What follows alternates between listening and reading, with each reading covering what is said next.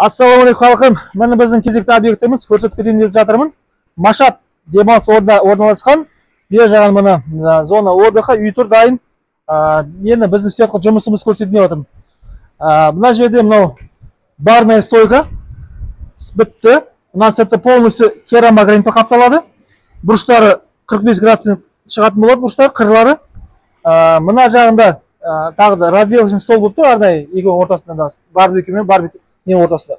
Мына жақта барбекю, ішінде ені 1/40, ішінде бір 100 шақты палочка сияды. Бұл сосын потолокқа дейін осы квадратный болып шығады. Сырты полный керамогранитпен қапталады дизайн бойынша. Бер жағында ондай көрмегенсін айтайын. Коктальница болады мына жерде. Коктальница істейін деп жатырмыз. Мен әлі шығармаған видео. Арнайы ящик болады мына жерде. Ішінде коктальница балықты ішіне кептіретін болады специально арнайы. Мына жақта енді қазан 40 литр, бірақ қазан болады, отынмен жанатын болады. Бұрышта газ плита болады. Арнайы дизайн бойынша газ плита болады. Мына жағында стол разделочный. Мына жағында мойка. Мына осындай кафель болады, серый кафельдер болады дизайн бойынша. Полностью. Мына жағында арнайы орын, бұл жерде ящик болады, пенал дейді. Оның ішіне арнайы дизайн бойынша посуда қояды болады. Құдай қаласа біткеніңізді тағы да көрсетемін.